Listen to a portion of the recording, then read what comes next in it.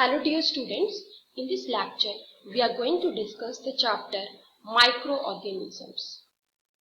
So microorganisms chapter start करने से पहले हम यहाँ पे ये समझेंगे कि एक्चुअल में इस वर्ड का क्या मतलब है। देखिए माइक्रो का मतलब क्या होता है, स्मॉल, यानी कि जो स्मॉल ऑर्गेनिजम्स हैं, ये चीज तो हम समझ गए, वही क्या होता है, माइक्रो ऑर्गेनिजम्स होते हैं। जैसे फॉर एग्जांपल, एक एग्जांपल अगर हम लें कि if you observe a drop of water in A pond, जैसे मान लो वाटर का कोई ड्रॉप आप ऑब्जर्व करते हो पॉन्ड में, ठीक है, मान लीजिए ये पॉन्ड है और यहाँ पे जो है पानी के किसी एक ड्रॉप को अगर आप ऑब्जर्व करते हो थ्रू ए माइक्रोस्कोप, लेकिन यहाँ पे कंडीशन क्या है कि थ्रू माइक्रोस्कोप आपको ऑब्जर्व करना है, देन एट दैट केस क्या होगा, you will see a lot of rounded structures, lot of rounded structures आपको दिखेंगे।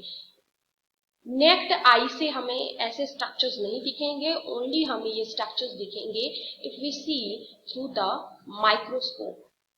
सो ये जो टाइनी क्रिएचर्स हैं, नाउ ये जो हमें यहाँ पे टाइनी क्रिएचर्स दिखेंगे, ठीक है, इन्हीं को जो है क्या बोलते हैं, माइक्रोब्स बोलते हैं, या फिर इनको माइक्रो ऑर्गेनिजम्स बोल देते हैं। सो ये है एक्चुअल में मतलब कि माइक्रो ऑर्गेनिजम्स या फिर माइक्रोब्स क्या होते हैं। मीन्स ये एक एग्जाम्पल है कि डे टू डे लाइफ में हम इस तरीके से देख सकते हैं। अब जैसे कि मैंने बोला कि we can not see them, barely human eyes के द्वारा उनको नहीं देखा जा सकता है। क्यों? क्योंकि इनका जो साइज होता है वो काफी स्मॉल होता है, they are very small in size. अब जो माइक्रोब्स हैं, माइक्रोब्स को जो है वो 4 ग्रुप्स में डिवाइड किया गया है। और एक बात आपको और ध्यान में रखनी है कि they are all around us, ठीक है, जिसे हमारे चारों तरफ जो माइक्रो ऑर्गेनिजम्स होते हैं वो अवेलेबल होते हैं, they are all around us, लेकिन हम जो है उनको नहीं देख पाते हैं, सिर्फ उनको माइक्रोस्कोप के द्वारा ही देखा जा सकता है। अब जो हमारे पास माइक्रोब्स हैं, माइक्रोब्स को 4 ग्रुप्स में डिवाइड किया गया है। सो आप यहाँ पे फ्लो चार्ट बनाएंगे मेरे साथ में, बिकॉज अगर आप फ्लो चार्ट की फॉर्म में अपने पास बना के रखोगे देन ये आपके लिए हेल्पफुल होगा।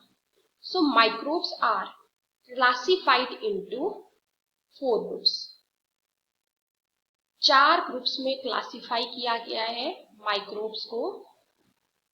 सबसे पहला आता है हमारे पास प्रोटोजोआ, प्रोटोजोआ, सेकंड आता है bacteria, third one is fungi and fourth one is algae। ये क्या है, ये एक तरीके से क्लासिफिकेशन है, मतलब माइक्रोब्स को इन 4 ग्रुप्स में डिवाइड किया गया है, protozoa, bacteria, fungi and algae. Now अब हम यहाँ पे इसके इंट्रोडक्शन पार्ट में सबसे पहले आते हैं। Firstly coming to the introduction part of the chapter. So अगर मान लीजिए आपको एक लाइन में डिफाइन करना हो माइक्रो ऑर्गेनिजम्स को, then how you will define. So you can write the definition, micro organisms are microscopic, microscopic है यानी कि माइक्रोस्कोप की हेल्प से ही उनको देखा जा सकता है, इतने छोटे हैं। Microscopic organisms that cannot be seen with the naked eye। Clear है? ऐसे बेयरली आई से हम उनको नहीं देख सकते हैं, बहुत छोटे होते हैं। तो अगर आपको डेफिनेशन आ गई, सो डेफिनेशन में आप ये लिख सकते हो। Next is your one additional point. अब ये जो ऑर्गेनिजम्स होते हैं इनका नेचर कैसा होता है, मीन ये मल्टी सेलुलर है या ये यूनिसेलुलर है। So these organisms are These organisms are unicellular in nature. Unicellular है, दूसरी बात ये होगी. सो डेफिनेशन क्या है माइक्रो ऑर्गेनिजम्स की? Micro organisms are the microscopic organisms that can not be seen with the naked eye. These organisms are unicellular. Now अब one by one हम इनके बारे में डिस्कस करते हैं. जैसे सबसे पहले हम यहाँ पे बात करेंगे बैक्टीरिया की. सो बैक्टीरिया की अगर हम इंट्रोडक्शन देखें, सो बैक्टीरिया जो है वो यूनिसेल्युलर होते हैं, सिंगल सेल्ड होते हैं. You have to remember, single celled होते हैं. ऑल्सो प्रोकैरियोटिक है. देखो, एक होते हैं हमारे पास यूकैरियोटिक ऑर्गेनिजम्स, एक होते हैं प्रोकैरियोटिक. सो जो बैक्टीरिया है ये प्रोकैरियोटिक है. सो बैक्टीरिया में हम बोल सकते हैं they are unicellular and prokaryotic micro organisms. Some bacteria are useful for humans. अब देखिए, जो बैक्टीरिया है उसमें भी क्या है कि कुछ बैक्टीरिया जो है वो हेल्पफुल होते हैं ह्यूमंस के लिए. Some bacteria are helpful for humans, लेकिन कुछ जो है हार्मफुल होते हैं, वाइल सम आर हार्मफुल. अब अगर टाइप्स की हम बात करें, सो इनकी शेप के आधार पे जो है इनको 4 टाइप्स में डिवाइड किया गया है.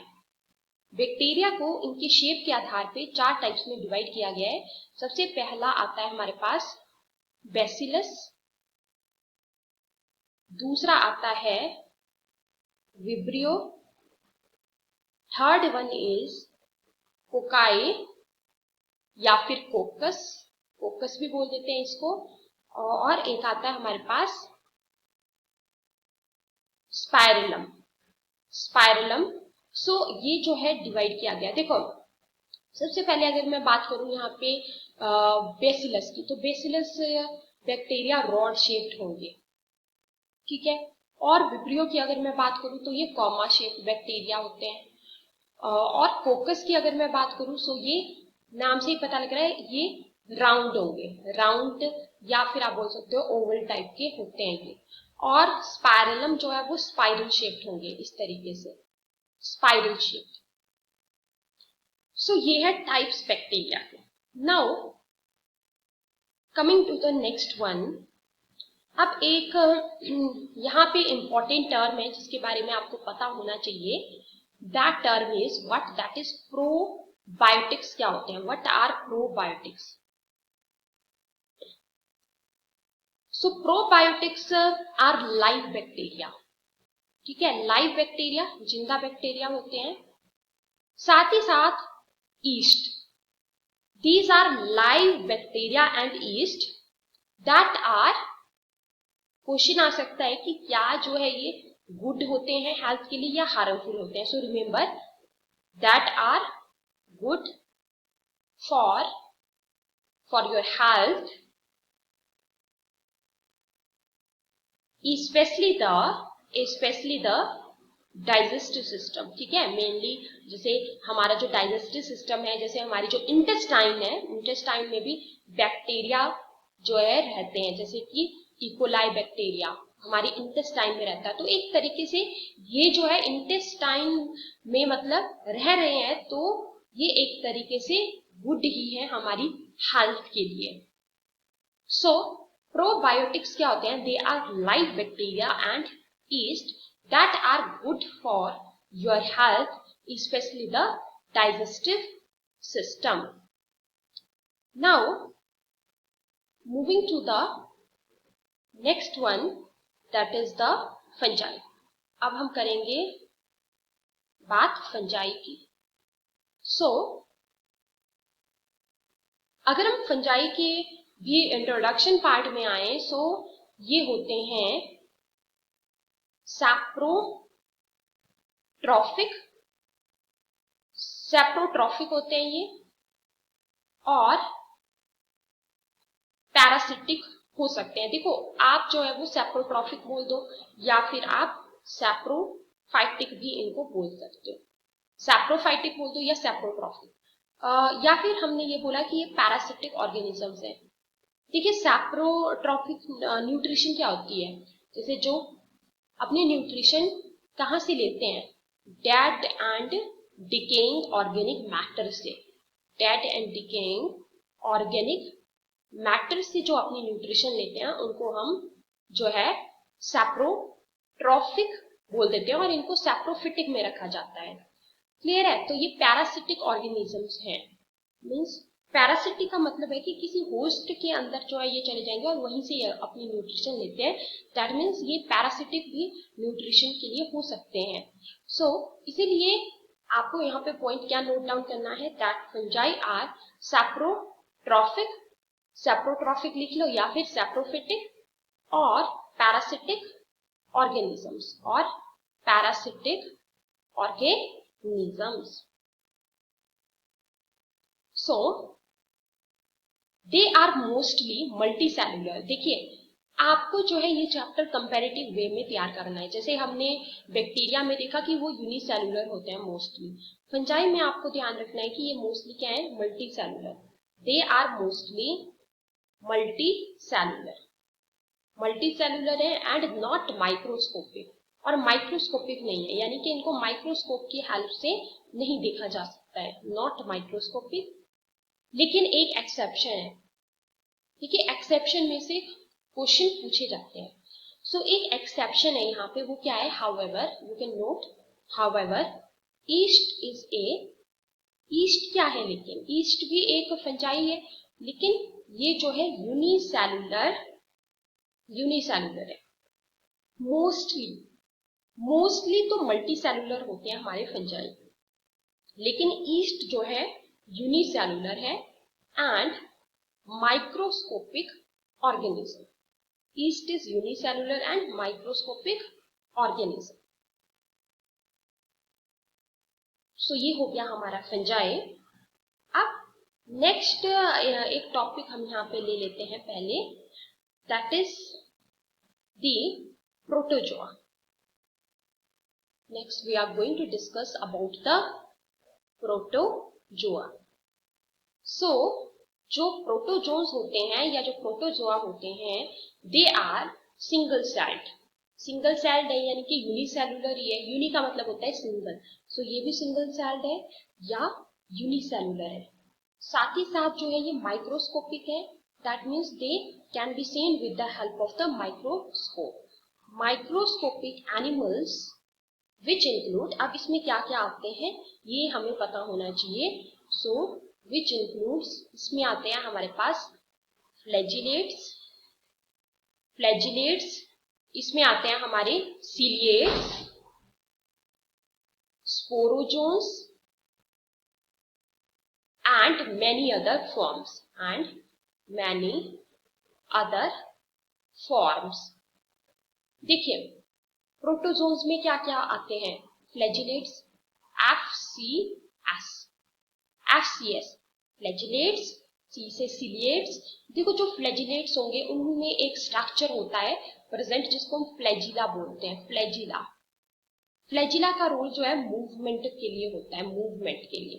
एंड सिलिएट्स हैं, मतलब उनकी बॉडी के ऊपर क्या होंगे? सीलिया प्रेजेंट होंगे। सीलिया क्या होते हैं? हेयर लाइक स्ट्रक्चर्स होते हैं, हेयर लाइक स्ट्रक्चर्स होते हैं जो कि हेल्प करते हैं to move the particles in one direction, to move particles in one specific direction. ठीक है, तो इसके लिए कौन हेल्प करते हैं? आपके जो प्रोटोजोन्स हैं, पार्टिकल्स को एक स्पेसिफिक डायरेक्शन में मूव करने के लिए। सो प्रोटोजोन्स में हमारे क्या क्या आए? जैसे कि फ्लैजिलेट्स, सीलिएट्स, स्पोरोजोन्स और मैनी अदर फॉर्म्स आते हैं प्रोटोजोन्स में। नाउ नेक्स्ट आता है कुछ एग्जाम्पल्स की अगर हम बात करें कि प्रोटोजोन्स में क्या क्या एग्जाम्पल्स हैं, तो जैसे कि अमीबा है, अमीबा प्रोटोजोन है। पैरामीशियम, पैरामीशियम याद रखना कि जो पैरामीशियम है, पैरामीशियम सीलिएटेड प्रोटोजोन है, सीलिएटेड। ठीक है, जो हेयर लाइक स्ट्रक्चर्स होते हैं ना, जैसे मान लीजिए पैरामीशियम है, पैरामीशियम की बॉडी के ऊपर हेयर लाइक स्ट्रक्चर्स होंगे जो जिनको हम सीलिया बोल देते हैं, जिसको अभी हमने सीलिया बोला, वो हेयर लाइक स्ट्रक्चर इसकी बॉडी के ऊपर प्रेजेंट होते हैं। सो इसीलिए पैरामीशियम को सिलेक्टेड प्रोटोजोन हम बोल सकते हैं। इसके अलावा और अगर हम देखें जैसे कि जो यूग्लिना है, यूग्लिना, योर प्लाज्मोडियम, ये सारे के सारे क्या हैं? These all are the examples of the protozoans. Clear है? सो प्रोटोजोन्स में क्या क्या एग्जाम्पल आए आपके? Amoeba, paramecium, Euglena and Plasmodium. देखिए ये तो आपको पैरामीशियम और प्लाज्मोडियम तो इजीली ऐसे याद हो जाएगा। प्रोटोजोन की स्पेलिंग में पहला जो अल्फाबेट है वो पी है, पैरामीशियम और प्लाज्मोडियम में भी पी से। सो आपको एक्स्ट्रा क्या याद रखना है यहाँ पे? Additional a, amoeba, euglena, amoeba, euglena, paramecium, plasmodium, ये सारे के सारे एग्जाम्पल्स आते हैं किसमें? प्रोटोजोन में। Next one is your virus. Next हम देखेंगे वायरसेस के बारे में। सो वायरसेस क्या होते हैं? ये एक ऐसे ऑर्गेनिजम्स होते हैं, they are organisms that possess nucleic acid. Viruses के पास जो है न्यूक्लिक एसिड होता है, दे पोजेस न्यूक्लिक एसिड। ठीक है, न्यूक्लिक एसिड यानी कि आरएनए और डीएनए। ठीक है, यही होते हैं न्यूक्लिक एसिड्स, आरएनए या फिर डीएनए। तो ये इनके पास जो है होगा present nucleic acid, but lack the replicating machinery. लेकिन इनके पास जो रेप्लिकेटिंग मशीनरी है वो नहीं है। ठीक है, रेप्लिकेट करने का क्या मतलब होता है? रेप्लिकेट जैसे अपनी ही तरीके की और कॉपीज प्रोड्यूस कर देना, अपनी ही तरीके की अदर एक्स्ट्रा कॉपीज को प्रोड्यूस कर देना, दैट इज रेप्लिकेशन। सो इनके पास रेप्लिकेटिंग मशीनरी नहीं है, मतलब रेप्लिकेट करने के लिए जो भी रिक्वायरमेंट चाहिए वो सारी चीजें इनके पास नहीं है, लेकिन न्यूक्लिक एसिड इनके पास है। और एक बहुत important point, a virus can not survive without a living cell. इसीलिए क्योंकि इनके पास रेप्लिकेटिंग मशीनरी तो नहीं है, तो यही रीजन है कि ये दस ए वायरस कैन नॉट सर्वाइव, इसीलिए जो वायरस है वो सर्वाइव नहीं कर पाता है without a living cell.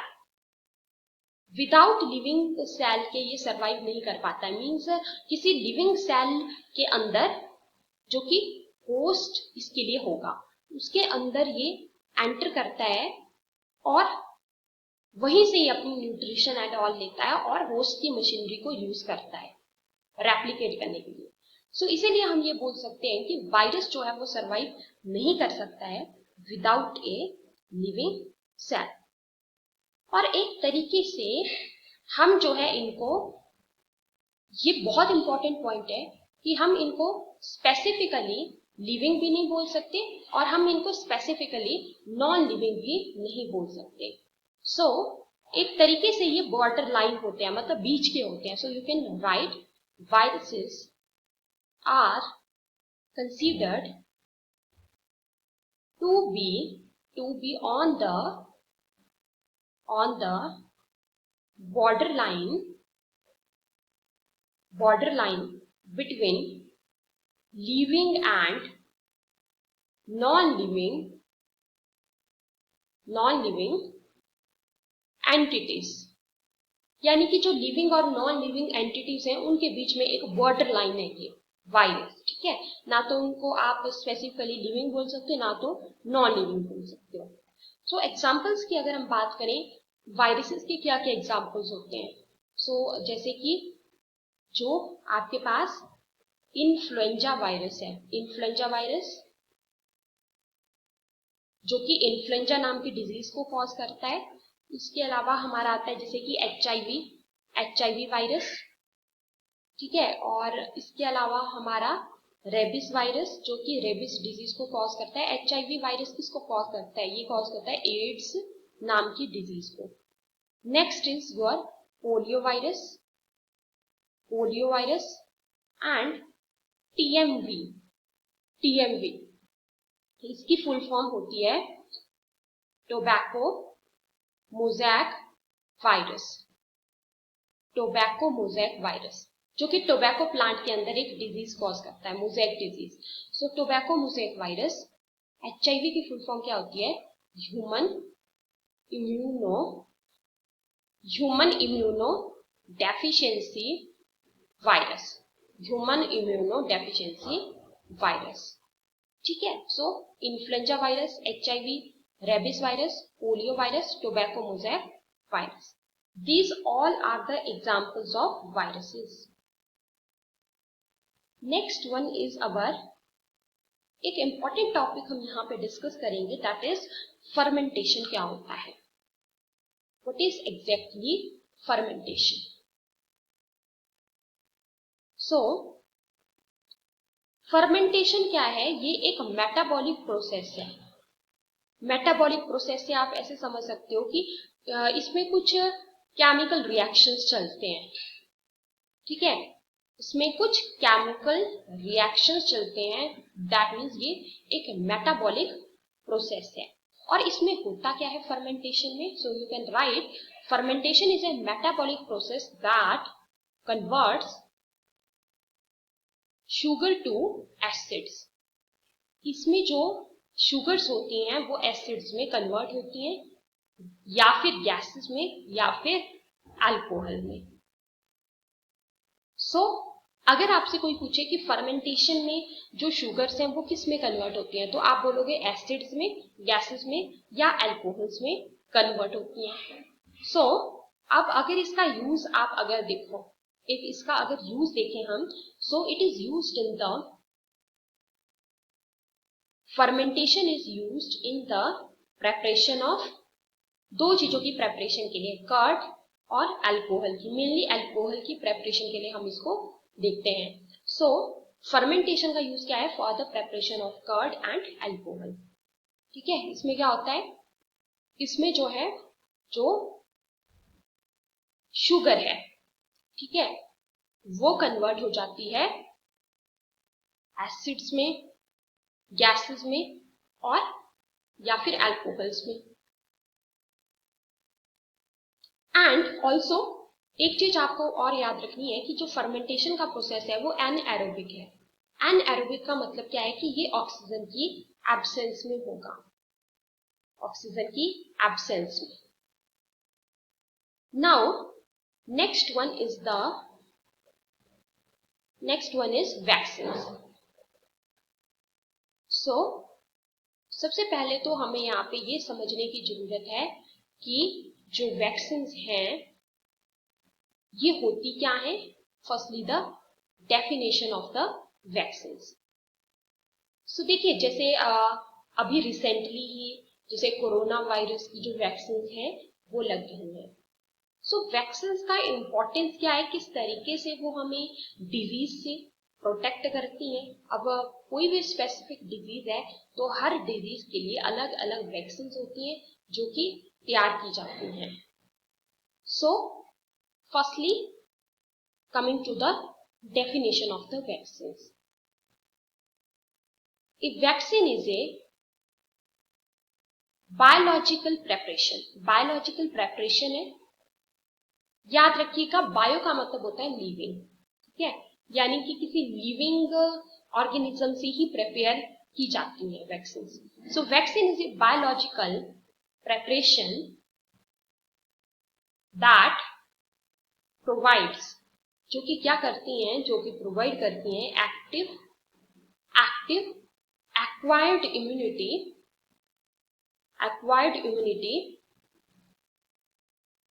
to a disease।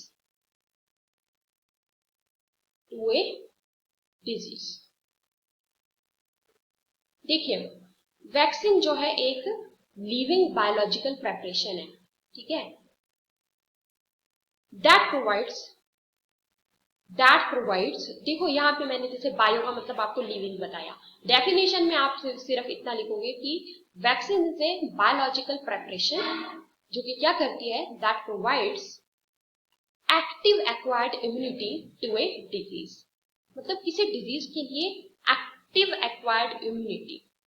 अब देखिए एक्वायर्ड इम्यूनिटी का मतलब क्या होता है, what do you mean by the acquired immunity. So अगर मैं स्पेसिफिकली पहले तो आपको इम्यूनिटी का मतलब अगर मैं आपको बताऊं, सो ये क्या होती है, it is the ability of a body, immunity is a ability of a body to fight against disease causing microbes. यानी कि हमारी बॉडी की जो एबिलिटी है, हमारी बॉडी की जो क्षमता है, जो डिजीज कॉजिंग ऑर्गेनिजम्स हैं उनसे फाइट करने की, उसी को इम्यूनिटी कहा जाता है। ठीक है, अब जैसे आपने सुना होगा कि कुछ लोग क्या है, मान लो विंटर्स का मौसम है और उस विंटर्स के मौसम में दो लोग जो है बहुत ज्यादा एक्सट्रीम कोल्ड में कहीं जा रहे हैं, तो एक जो है, एक को कोल्ड हो जाएगा, दूसरे को कोल्ड क्यों नहीं हो रहा है, क्योंकि एक की इम्यूनिटी जो है वो स्ट्रांग है, दूसरे की वीक है। सो दैट मीन्स ये एक तरीके से एबिलिटी होती है हमारी बॉडी की फाइट करने की, मतलब लड़ने की against the disease causing microbes. मतलब ऐसे माइक्रोब्स, क्योंकि कोई भी डिजीज है तो उसको कोई माइक्रोब कॉज करता है, जैसे बैक्टीरिया कॉज करेगा, वायरस कॉज करेगा, प्रोटोजोन कॉज करेगा, इस तरीके से। तो उससे लड़ने की जो एबिलिटी है हमारी बॉडी की, उसी को इम्यूनिटी कहा जाता है। सो अब जो वैक्सीन होती हैं वो एक्टिव एक्वायर्ड इम्यूनिटी प्रोवाइड करती हैं। एक्वायर्ड का मतलब ये होता है कि जो बर्थ के बाद जो इम्यूनिटी हमारे अंदर आती है, दैट इज आफ्टर बर्थ वाली जो होती है वो एक्वायर्ड वाली होती है। ठीक है, एक होती है इनेट इम्यूनिटी। इनेट इम्यूनिटी जो होती है ये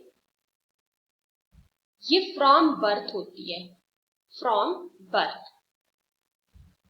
ठीक है, जन्म से ही जो इम्यूनिटी है हमारे अंदर, दैट इज इनेट। और जो आफ्टर बर्थ जो हम एक्वायर करते हैं, means during lifetime, that is acquired. So ये एक्टिव एक्वायर्ड इम्यूनिटी प्रोवाइड करती है किसी डिजीज के लिए। सो वैक्सीन की डेफिनेशन आप यहाँ पे ये लिख सकते हो। सो जो वैक्सीन होती हैं, वैक्सीन यूजली जो है वो प्रिपेयर की जाती हैं, वैसे तो कुछ डिजीज, डिफरेंट डिजीज के लिए जैसे प्रिपेयर की जाती है हमारे पास जो वैक्सीन होती हैं, लेकिन मेनली अगर हम बात करें usually, so they are prepared for the viral disease. So you can write vaccines are usually made for viral disease. They are usually made for viral disease. अब इसके बाद अगर हम बात करें इसमें एग्जाम्पल्स, तो एग्जाम्पल्स में कुछ वैक्सीन हैं जो कि आपको याद रखना है। इससे क्वेश्चन आ जाता है कि ये वाली वैक्सीन जो है कौन सी डिजीज के लिए होती है specifically. So from that point of view you have to remember these things. So, examples में you can write, एक होती है सार्क वैक्सीन। सार्क वैक्सीन जो होती है ये होती है पोलियो के लिए। और ध्यान रखिएगा कि जो पोलियो है ये एक वायरल डिजीज है। सो अगर आपसे क्वेश्चन पूछा जाए कि सार्क वैक्सीन कौन सी डिजीज के लिए है, देन आप बोलोगे पोलियो के लिए है। ट्रिक है याद रखने के लिए, SP, SP supervisor of police, Salk polio.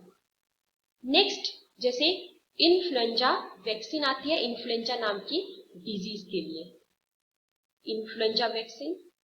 इसके अलावा एक आती है जैसे रेबिस वैक्सीन, रेबिस वैक्सीन। ये जो रेबिस डिजीज है, जो रेबिस डिजीज है उसके लिए आई है। सो एग्जांपल्स एक बार रिवाइज कर लेते हैं। सबसे पहले हमने देखा Salk vaccine for polio, influenza vaccine for influenza and rabies vaccine for rabies disease. So इस लेक्चर में हमने क्या क्या चीजों के बारे में डिस्कस किया। Mainly we have discussed about the various microbes के बारे में हमने डिस्कस किया यहाँ पे, जैसे कि बैक्टीरिया, फंजाई, ऑल्सो प्रोटोजोन्स में हमने एग्जाम्पल्स को डिस्कस किया। जैसे प्रोटोजोन में अमीबा है, पैरामीशियम है। उसमें जैसे मैंने आपको बताया कि पैरामीशियम जो है सिलिएटेड प्रोटोजोन का एग्जाम्पल आता है। ल्यूबिना के बारे में देखा, प्लाज्मोडियम के बारे में हमने देखा। एंड ऑल्सो वैक्सीन्स वैक्सीन्स के बारे में हमने डिस्कस किया कि वैक्सीन्स जो है एक तरीके से हमें इम्यूनिटी प्रोवाइड करती है उस पर्टिकुलर डिजीज के लिए। जैसे मान लो कोरोना वायरस की वैक्सीन लग रही है तो वो एक तरीके से इम्यूनिटी प्रोवाइड करेगी हमारी बॉडी के अंदर कि हमें वो डिजीज ना हो। सो इस तरीके से इस लेक्चर में हमने mainly vaccines, fermentation, also microbes के बारे में डिस्कस किया। So that's all for this lecture. Thank you so much.